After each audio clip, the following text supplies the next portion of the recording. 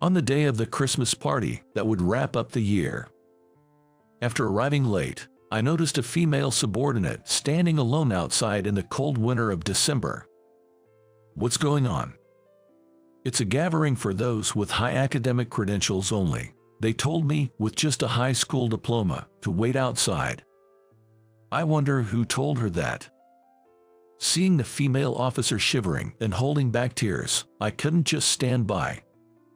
Education isn't everything.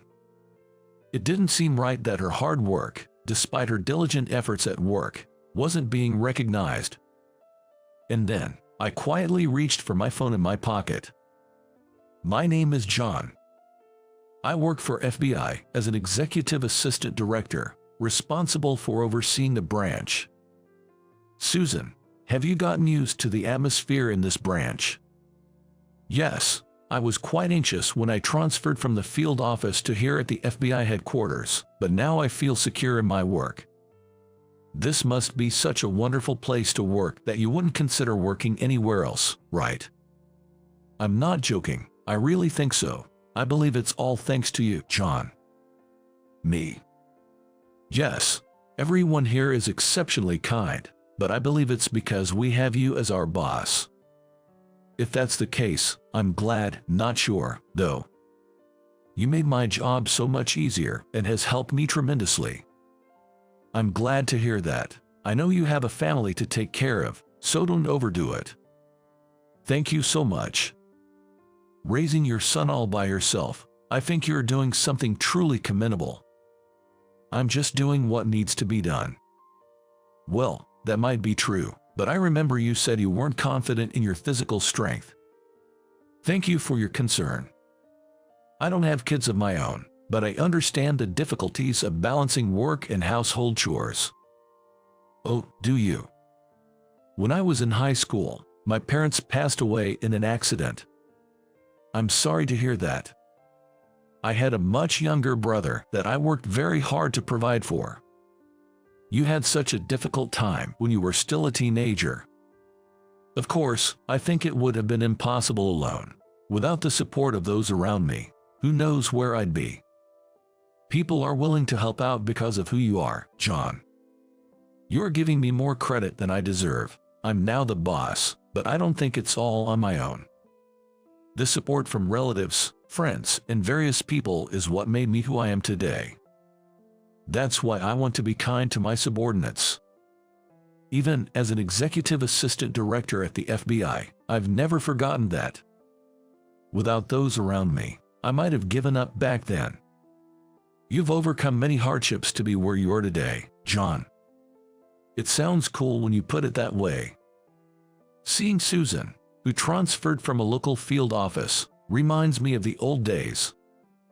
Somewhere in my heart, I might be seeing a reflection of my younger self.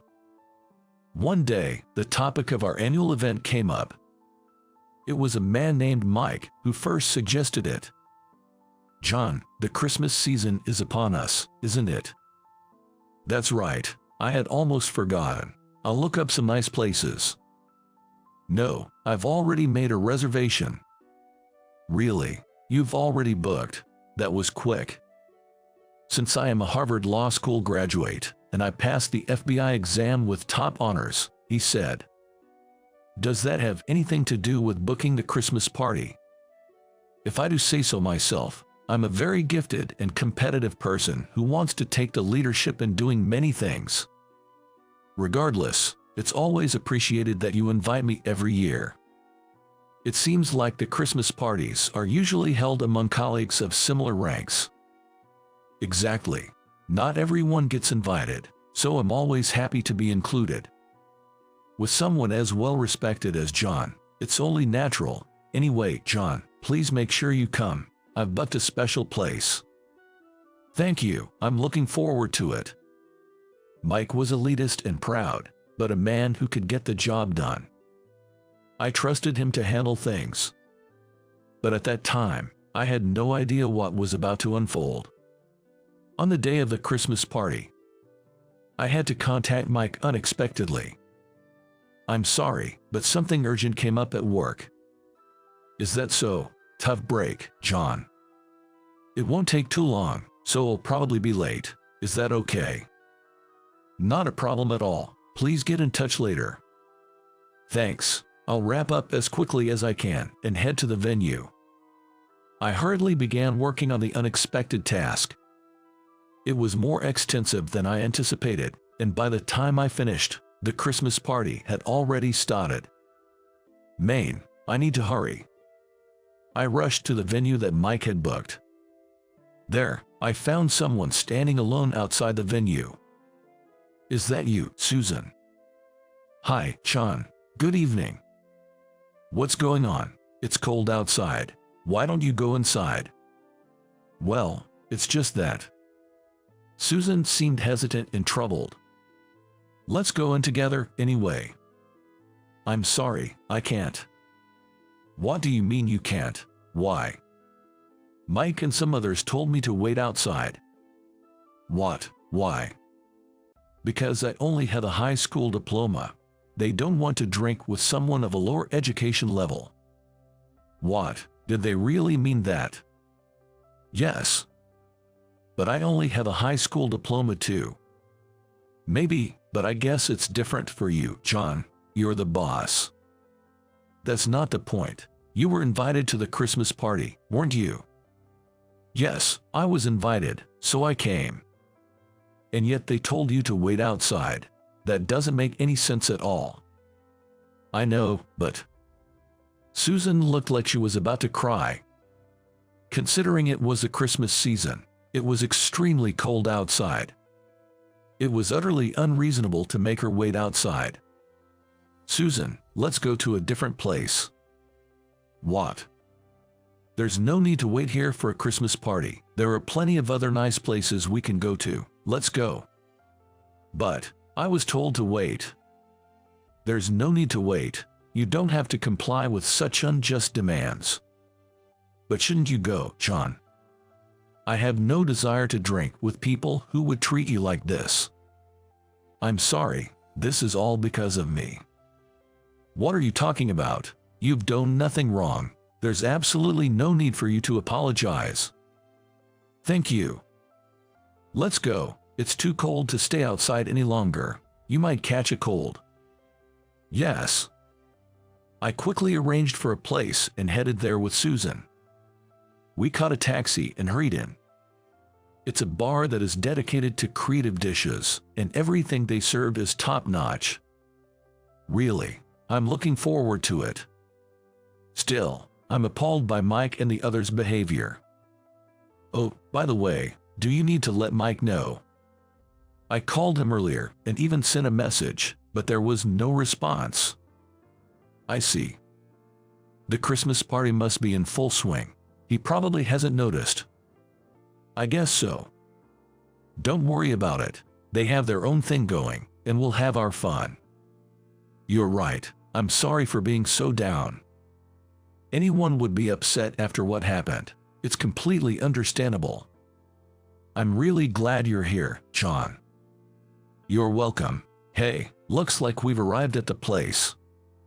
I paid the taxi fare and got out with Susan. Well, we should greet them.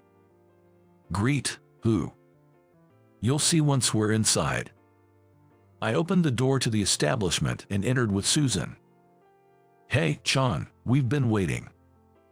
Michael, sorry to keep you waited. What is Michael here? It's a year-end party for the senior management. I was supposed to drop by later. I had no idea. John, who's the lady with you? This is Susan, who transferred to my branch from the field office. Would it be all right if she joined us? Come on, let's have a nice drink since we're here. Thank you. At a Christmas party filled with senior management, Susan was initially quite nervous. However, her tension gradually eased.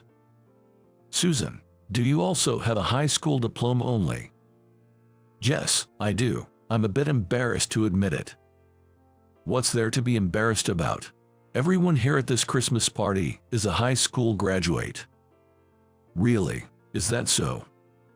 Just because someone's part of the senior management doesn't necessarily mean they're highly educated. I see. Maybe I had some prejudices. Many of us here have struggled with family issues. I think there is a lot we can relate to when we hear about the circumstances you just described. That's such a generous thing to say, thank you.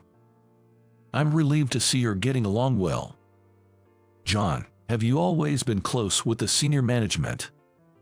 You know, I've even been invited to their Christmas party. We've known each other for a long time, and we have a good connection. Compared to when she entered, Susan seemed much more relaxed. She must be delighted to find common ground with people she thought of as being out of her league.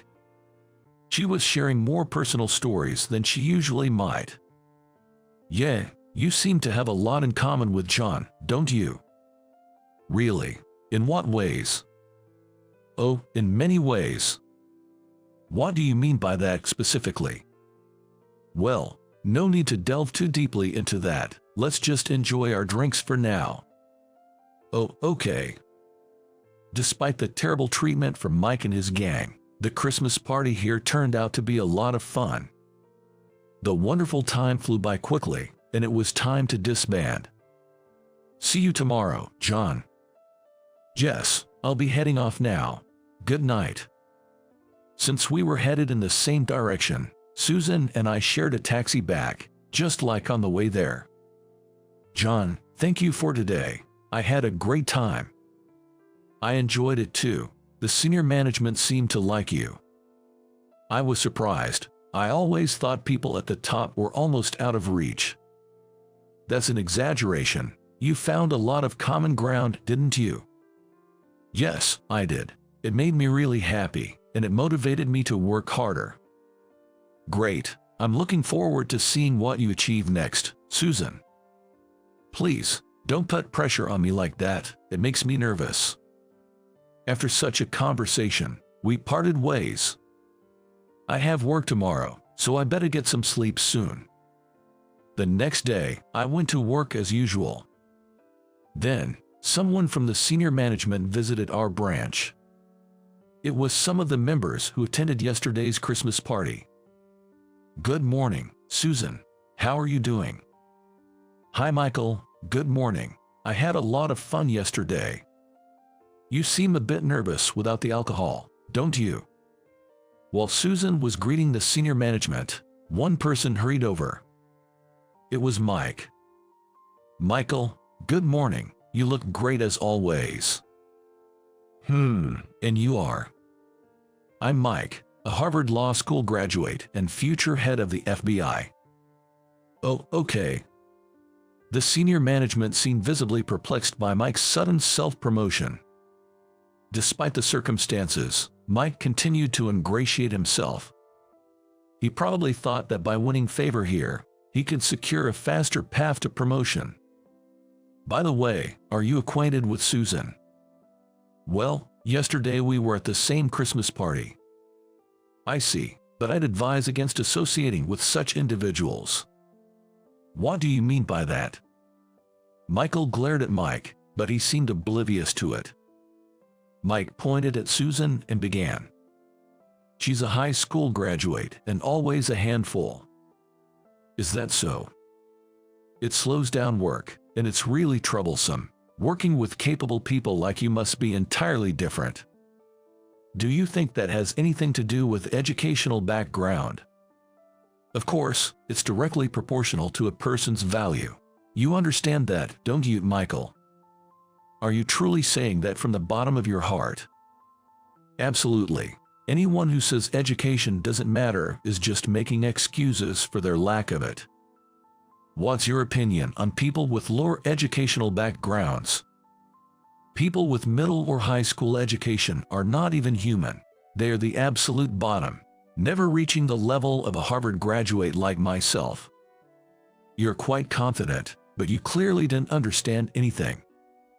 Excuse me.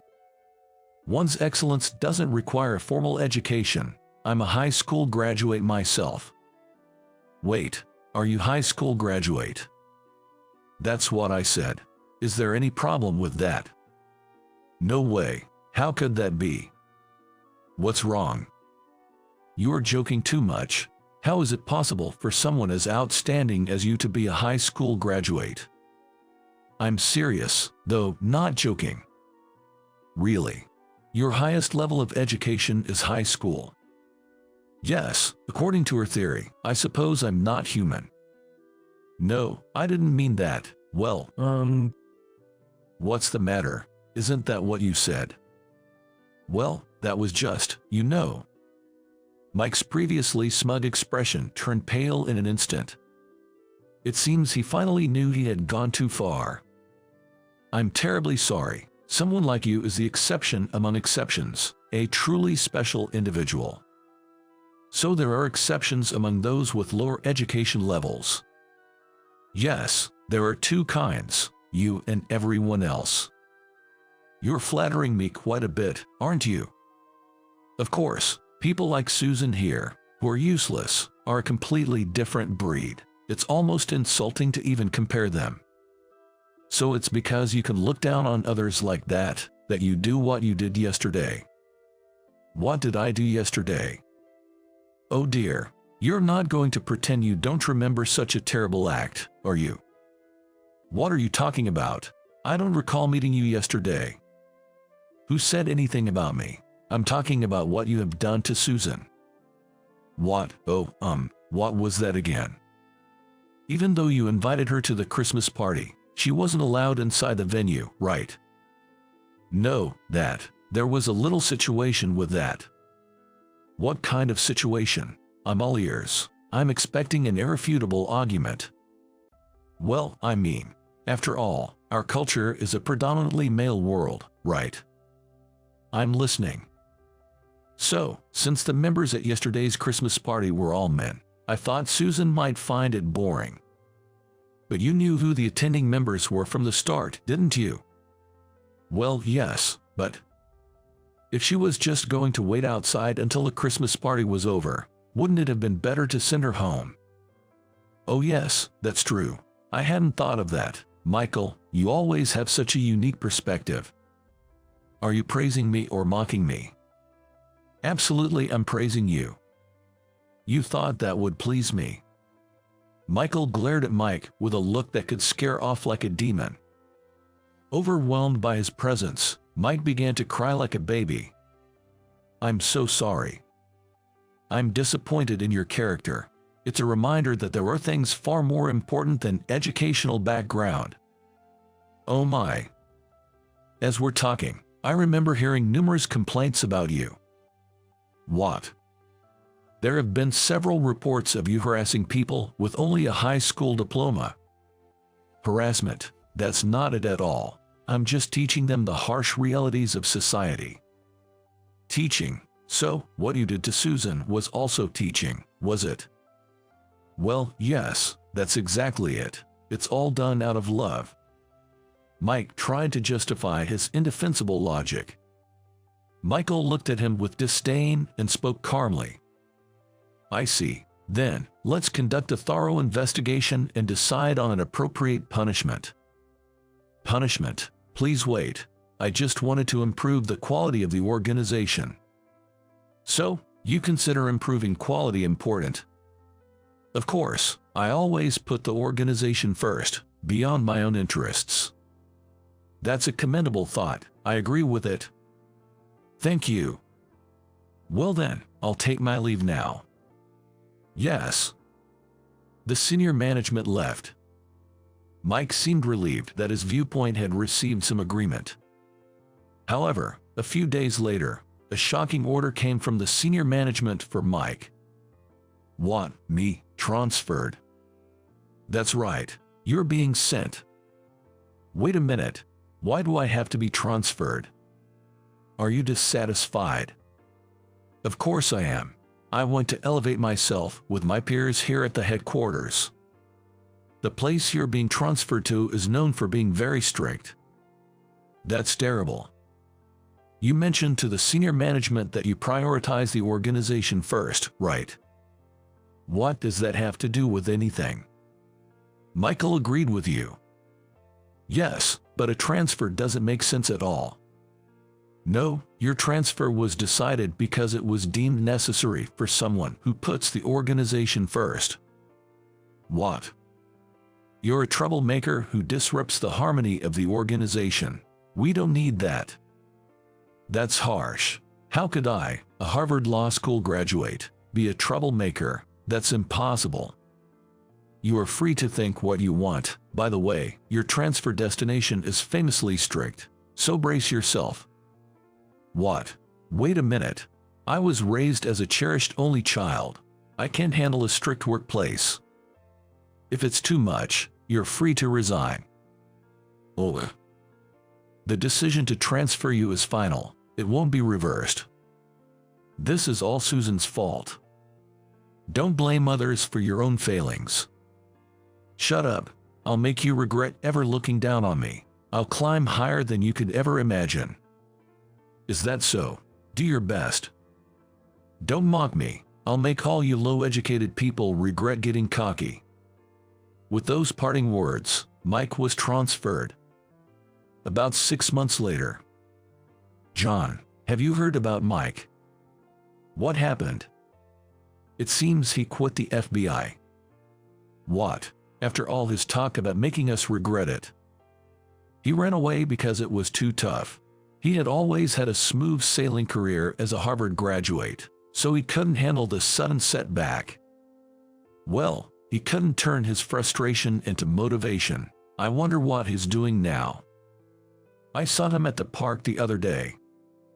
The park? Doing what?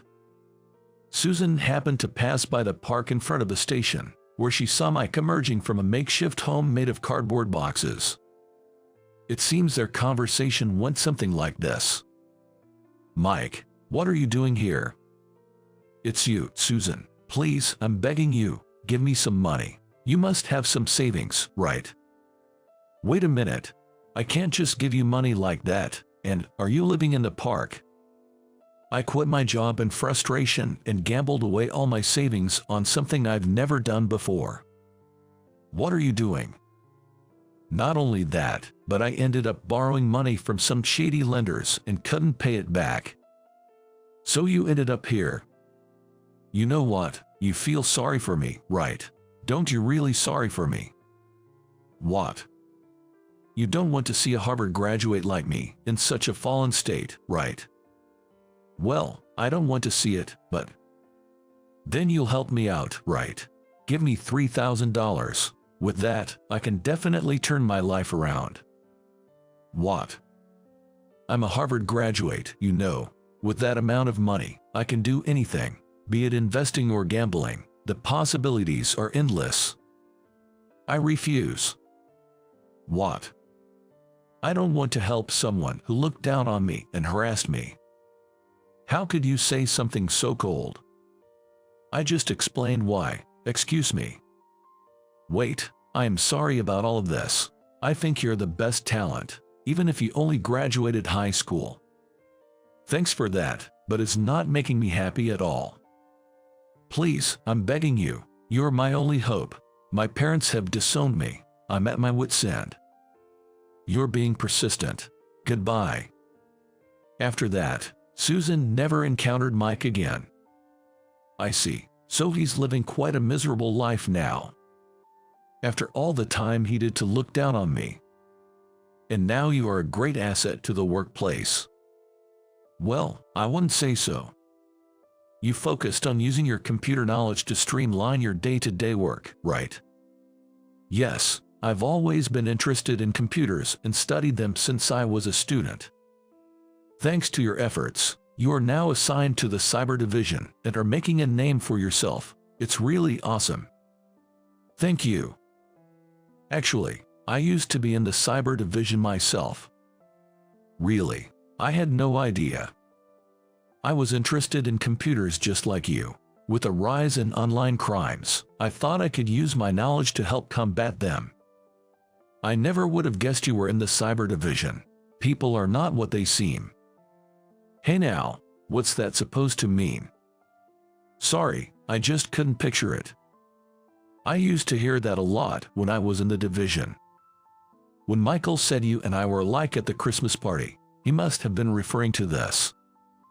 That's right. We also talked about computers, so he must have thought so. I'm glad I cleared that up.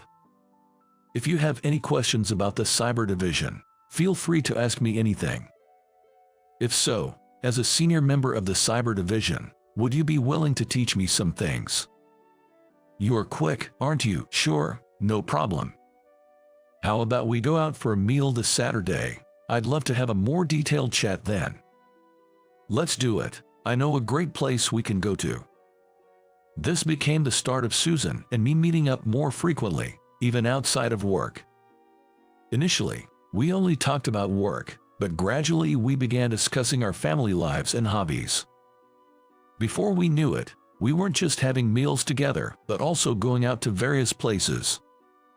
Sometimes, we even took Susan's child to amusement parks. About half a year into this relationship. Susan, would you consider dating me? What? The more we met outside of work, the more I found myself drawn to you. Thank you, but what? Are you sure you like me? Susan said this with a lack of confidence. Instead of words, I chose to respond by embracing her. John, I want you. Please, consider dating me with the intention of marriage. Yes, if you're sure you love me, I'd be happy too. And so, we began dating. Susan's child quickly grew fond of me, and I genuinely adored him. A person's academic background is undeniably a testament to their effort and achievement. However, a lower level of education does not equate to a lack of value in a person.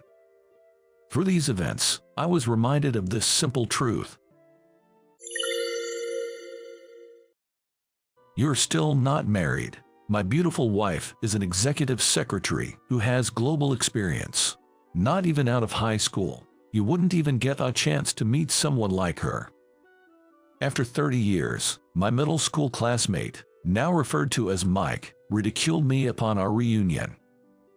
He's probably still mentally stuck in the time when we graduated from middle school. Just then, I heard the soft honk of a car horn and turned my gaze towards the road. Parked there were 10 luxury cars, from which a line of well-built young employees began to emerge. Dressed in dark suits, the sight of these young men was quite impressive. These men with imposing figures built through physical labor, which were evident beneath their suits, all greeted me together. Mike, who had been watching, staggered back in fear before staring at me in astonishment. My name is James Carter. I'm 45 years old this year. I work for a construction company and live a happy life with my beloved wife and adorable daughter. Hearing just this, one might assume I've had a peaceful and gentle life. But in reality, it's been anything but peaceful, filled with poverty and frustration. I was raised in a terribly poor family. Soon after I was born, my father fell seriously ill and was hospitalized. Despite desperate treatments, he passed away just a year later. Left behind were my young mother, barely in her 20s, me at the tender age of 3, and the debt incurred from my father's medical bills. My mother had to raise me single-handedly, working from dawn till dusk every day. As a result, I never had the toys or games that other kids my age took for granted. We barely made ends meet by eating bread given to us by the bakery where my mother worked that could not serve it. When I started elementary school and began receiving school lunch, I was so amazed by the taste. Without those meals, I would have likely remained painfully thin without proper growth. It's hard to imagine in a country as wealthy and advanced as the United States that there are children living like I did. I didn't want to be at home where my mother didn't come home until late at night, and I spend more time outside the house. Even when I tried to play with others, I didn't have the latest games or anything really. Moreover, my worn and ragged clothes made me an outcast among my peers. That limited what I could do in parks and playgrounds, so I naturally holed myself up in the library to read books. Learning about worlds unknown to me was exhilarating, and my curiosity only grew, naturally drawing me to various subjects. Before I knew it, my grades improved significantly, and I began to earn the respect of my classmates. In middle school, I continued to excel academically, leading to roles like class rep and student body president, making for a fulfilling student life. However, this streak of success ended in the spring of my second year of middle school. A parent-teacher conference was held to determine a course of study at the high school, and I was present, but both my mother and my school counselor, Mr. Thompson, looked somber. With my academic ability back then, I could have easily gone on to the most advanced course at the top high school in the state. But even if we don't have to pay tuition, it costs a lot of money to go on to higher education. Mr. Thompson, isn't there any way? It's heartbreaking to think that his potential could be wasted just because we're poor, my mother said. No, it's okay, Mom. I've always wanted to start working as soon as possible, I lied. The truth was, I wanted to attend high school like my classmates, go to college, and gain a broad range of knowledge and experiences to contribute meaningfully to the world. But I also wanted to provide a more comfortable life for my mother, who had done so much for me. Considering this, I lied about my intentions to work immediately after middle school. However, my insistence didn't matter. My mother, nearly in tears, desperately wanted me to continue my education. Seeing my mother's determination for my future, Mr. Thompson presented a brochure. This local company, called the Anderson Group, actively accepts employees who have graduated from middle school. The company has a program that allows them to work while taking correspondence courses, so you could still get your high school diploma depending on your effort, James, he explained. Hearing Mr. Thompson's words, my mother pondered for a while. The construction industry seems physically and mentally demanding. Even with such a program, is it really possible to find time to study? She questioned. Indeed, it would require far more perseverance and effort than the average high school student, but I believe James has what it takes to succeed, Mr. Thompson reassured her. As my mother and Mr. Thompson discussed, I became fully convinced to work for this company after reading the brochure. It seemed like a place where both my desire to work and my mother's wish for me to study could be fulfilled. Above all, I was moved by the passionate corporate philosophy of the company's president, Mr. Anderson, which was detailed in the brochure. The company aimed to pursue happiness for all employees, both in their work and personal lives, while contributing to the advancement of the community and youth. Those words filled me with endless possibilities and enthusiasm, making me eager to join their ranks. Thanks to Mr. Thompson's support, I secured a job at Anderson Group. While all my classmates were heading to high school, I started feeling like an outsider at school. There was one person who seemed quite pleased with my situation. It was Mike, who had been my rival since elementary school. Mike came from a wealthy family and had been attending prestigious tutoring centers since he was young. Despite that, I often outperformed him in grades during our elementary school years, which apparently infuriated his mother. She unilaterally declared me his rival and constantly pushed him not to lose to me. However, my grades remained superior to Mike's throughout middle school, and I never relinquished the top spot in our class. At that time, I was still planning to pursue further education and had chosen the advanced course at one of the most competitive high schools in the state as my aspiration. While my mock test results were comfortably within the passing range, Mike's result was on the fence with a 50% chance of admission. After sneakily peeking at my results, a frustrated Mike bitterly remarked, "You can afford to go to the high school for 4 years, so how can you?" I couldn't muster a response to Mike's words. Yet, despite the bitterness and humiliation, I resolved to keep this incident to myself, not wanting to sadden my mother with it. From that moment, I began to seriously consider employment over further education. As everyone around me looked forward to high school, I resigned myself to the fact that such a future wasn't meant for me. When the placement period arrived, I took a chance and applied to an advanced course at a prestigious high school, securing the top score among applicants. After that, I changed my mind from higher education to finding a job. Thus, upon graduating middle school, I joined Anderson Group. Meanwhile, Mike seemed to have passed the course of his choice. But I was so busy adjusting to the completely new world of the construction industry that I didn't have time to think about anything else. Nowadays, female supervisors exist, but back then, the construction industry was dominated by men, and angry shouts were always heard here and there. In my new surroundings, it was Mr. Charles Anderson, the president of the Anderson Group, who took care of me as I was flustered and trying to adjust. Upon learning about my situation, Mr. Anderson, with tears in his eyes, vigorously patted my back in encouragement. "Young men like you, James, are the reason I run this company. Don't hesitate to ask for anything," he declared. True to his word, Mr. Anderson ensured I received on-the-job training while also making time for my studies. Consequently, I spent my mornings working on-site and my evenings studying at Mr. Anderson's home.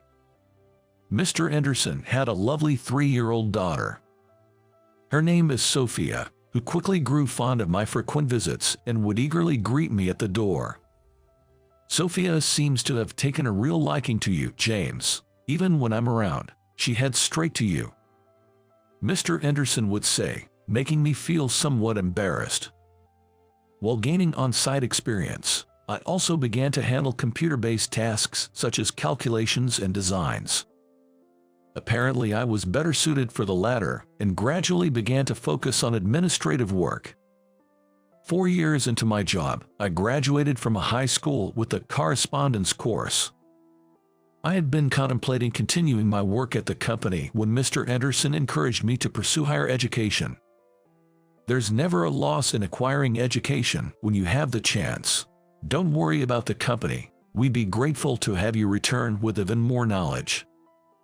Thus, I went on to study architecture at a prestigious university with the savings I'd made in salary.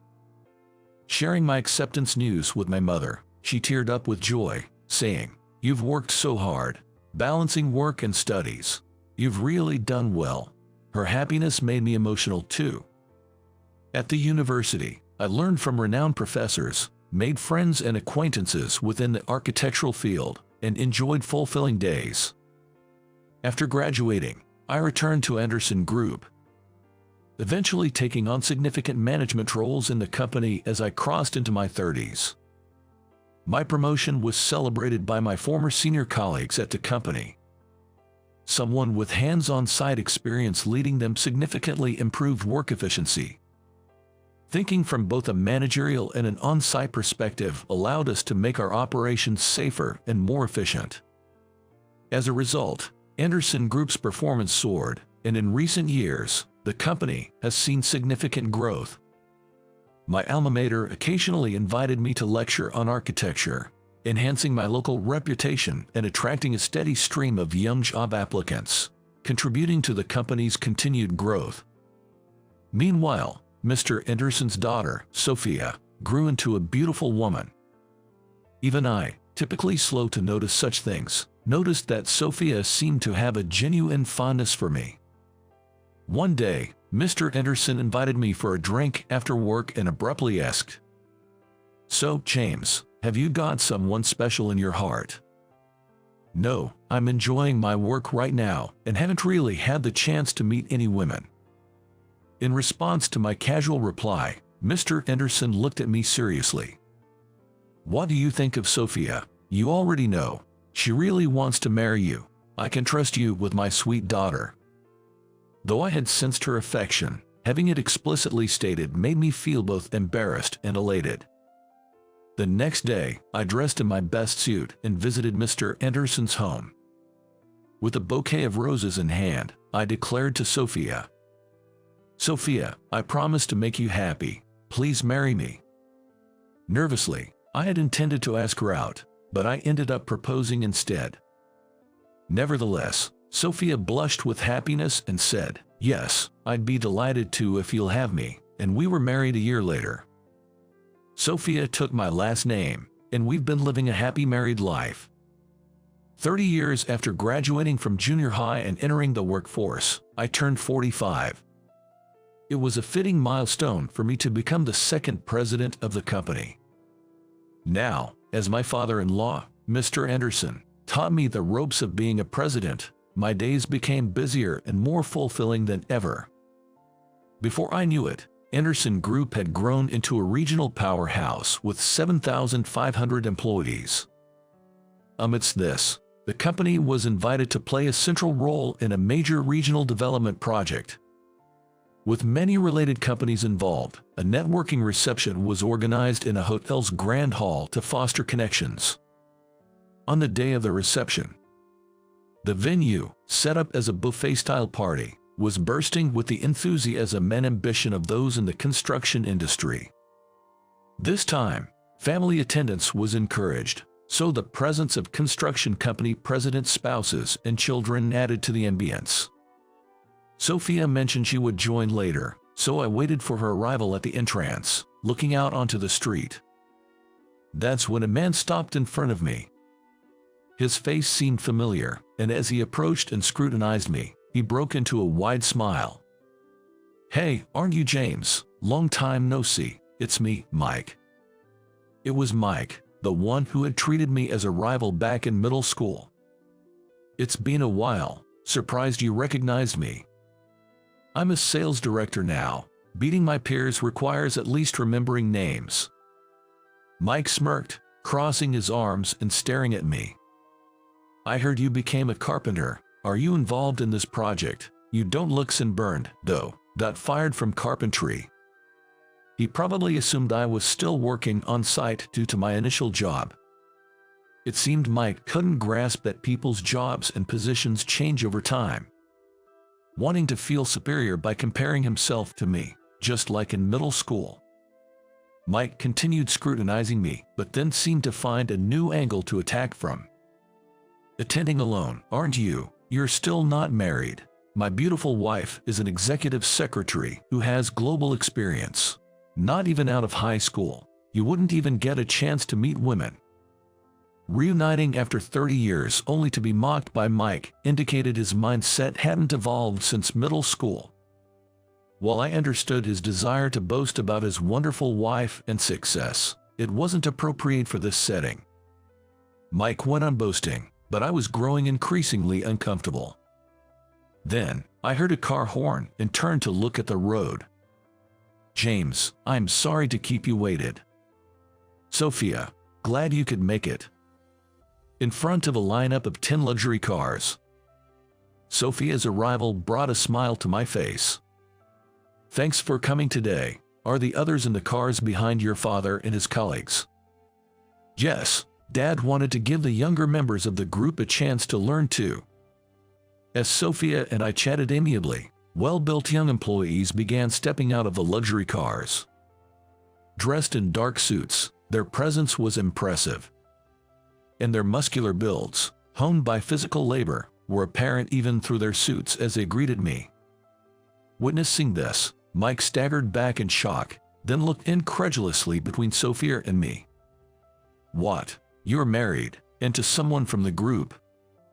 "Yeah. She's my wonderful wife. Thanks to her, I'm leading a very happy life," I replied honestly, without feeling the need to hide anything. Our young and well-built employees gradually made their way into the hotel hall. At that moment, a woman dressed in a dark navy suit approached us. Mike greeted her with a relieved expression. "You're late." It seemed she was the wife Mike had boasted about, who has global experience. Being a secretary, she appeared in a simple outfit for today's event. "This is my wife, Madison. She is beautiful and works as an executive secretary. She used to live in Paris and Barcelona, so she speaks French and Spanish. Isn't that great?" Mike boasted as if her achievements were his own. After a brief glance at him, I greeted Madison. Though undoubtedly beautiful, her often forlorn expression caught my attention. Noticing me, Madison's demeanor shifted to a more formal one as she quickly greeted me. "Thank you for your support. I appreciate your consideration the other day. It's no problem at all. It must have been tough for you since then. Overhearing our exchange, Mike looked at me quizzically. Madison's an executive secretary at a trading company, right? Why are you, just a carpenter, speaking so familiarly with her? What are you talking about? This is Mr. Carter, the president of Anderson Group, a leading corporation in our state. He generously forgave our company for a delivery mishap recently. Madison corrected him. Indeed, Madison was the secretary to the director of one of Anderson Group's business partners. Not quite the high-level executive assistant Mike portrayed her. As faced with the truth, Mike stood agape, stunned. After all, Anderson Group was central to the current project. It was almost absurd that Mike, involved in a regional development plan, didn't recognize my name. However, unwilling to accept the reality, Mike shook his head in disbelief before raising his voice again. Stop lying. I don't know how you deceived my Madison, but it's shameful to boast and lie even though you're poor. I was about to retort when Madison quickly apologized. I'm sorry for my husband's rudeness. Despite the opportunity you gave us at work recently, we've caused you discomfort today. It's fine. Work and personal life are separate, after all. Mike's expression darkened as our conversation continued. His pride was likely hurt, seeing his wife, whom he had boasted about, apologizing to me, whom he had looked down upon. What's this joke? There's no way a middle school graduate like you could be the president of the renowned Anderson Group. James is my husband, and there's no mistake that he's the president of Anderson Group. At that moment, Sophia, who had been listening in, spoke up. She began addressing Mike and Madison with a calm yet dignified smile. James joined Anderson Group when I was just 3 years old. I've always known I wanted to be with him, and we got married as soon as I turned 18. What a lovely story. To be dedicated to your husband like that from such a young age, it must have been a fateful encounter. Flattered, I couldn't help but feel a bit embarrassed. We were late today because I was putting our daughter to bed. How old is your child?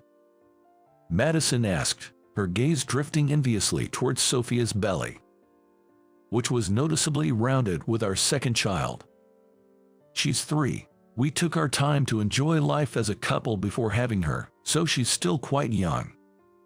Madison bit her lip in frustration as she listened to Sophia's innocent words.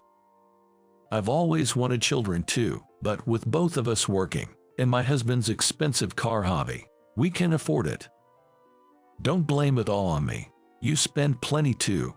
Look at James's wife. She may dress simply, but she's much more beautiful than you with all your finery. Mike retorted, pointing out Madison's branded accessories and bags.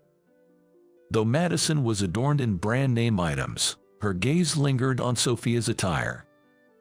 Sophia, preferring elegant fashion, might seem understated at first glance, but she actually collected rare, high-value pieces she genuinely liked, likely making her attire more expensive. The realization that she had given up on children for financial reasons, only to be faced with someone who seemingly had it all, must have been painful for Madison. Moreover, while men can father children at an older age with lesser physical consequences, women face significant physical burdens, adding to Madison's distress. As I pondered their situation, Mike, looking displeased, grabbed my arm. Look, running into you here must be fate. Let's do business with my company. I upset a major client last month. We're old acquaintances, right? I was at a loss for words to Mike's utterly one-sided argument. Even after all these years, he still looked down on me until he knew I was the president, and then he suddenly changed his tune. We worked hard studying together back in middle school, didn't we? Let's continue to get along. I wonder what Mike remembers from our middle school days. I still haven't forgotten his words. You think you can just go to high school for 4 years without any money? I'm not a philanthropist who's kind to just anyone. And to be honest, I'd rather not have Mike in my sight. I'm sorry, but I have to decline. I don't think we can have a pleasant business relationship. What? Why not? Mike must not have expected to be turned down. His eyes widened in surprise, and he confronted me aggressively. Come on, trade with me. My position at the company is really on the line here. My sales performance is down, and I'm not doing well with new ventures. At this rate, I might get demoted. I can help you there. Isn't that a reflection of your abilities? Who would willingly do business with someone whose performance is declining and is on the verge of demotion? Not just Mike was taken aback by my words. Madison, who had been listening in, hastily pleaded. Please let me also ask you. He could be fired, not just demoted. In fact, he has been messing around with a female subordinate and is being pursued by the company. He really can't afford to make any more mistakes. Is that what you want, Madison? When I asked her quietly, Madison could only respond with a surprised what, as her eyes widened. I've talked with you a few times at work, so I feel I have some understanding of your character. In truth, you can forgive Mike for what he did, can you? Well. Madison muttered a word and then fell silent, looking down. Madison's stern and silent expression is probably a far cry from her usual one. Seeing his wife motionless, Mike panicked and pressed her. What do you mean?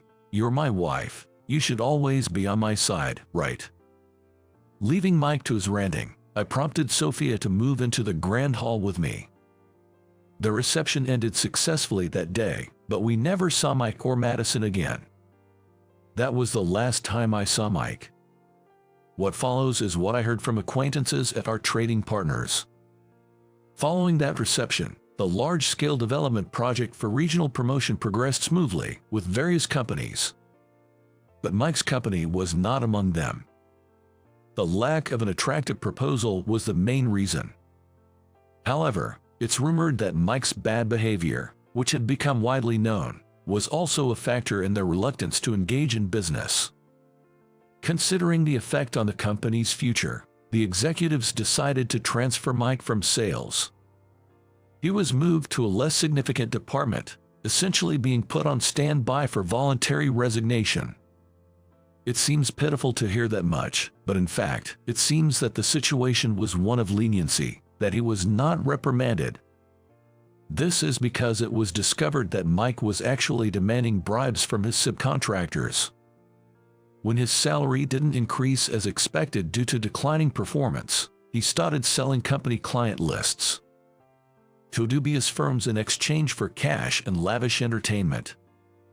As these facts came to light, and female employees he had harassed began to consider legal action, Mike finally surrendered.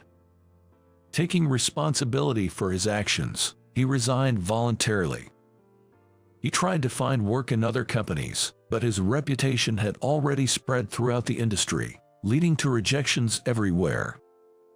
Having no choice, he managed to get hired as a temporary worker by a subcontractor, but his pride in having always been on the winning side in his life up to that point did not leave him until the end. It led to his resignation after failing to tolerate being instructed by younger supervisors. He then drifted through various part-time jobs, barely making ends meet.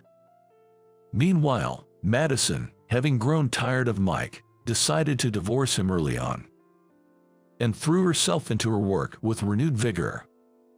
Though they were not blessed with children, she paid a visit to a child welfare facility with a friend. It led her to volunteer and engage in support activities for children. Helping as many children as possible find their desired paths in life made her feel her life had meaning. I'm truly grateful to you, Mr. Carter.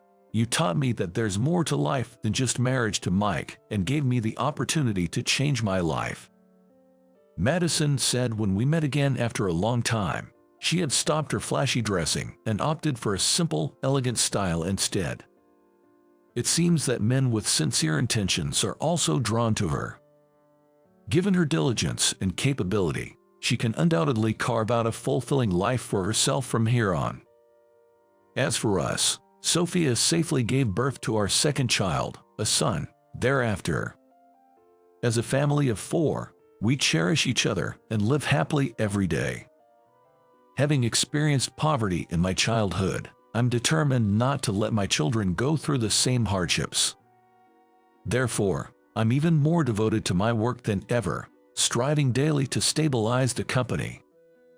If I ever seem to be heading in a dangerous direction, I'm sure Sophia, always by my side, will caution me. For the sake of my family and employees, I'm committed to managing Anderson Group with care. The regional development project has progressed smoothly, and now there's a large park in front of the station. As I watch my children play in the park, Sophia and I contemplate the future of our town together. The future of our children represents the future of our country. I want to do everything within our power to pass on a better world to our children. Watching our kids run around energetically, I once again reflect on our hopes for the future.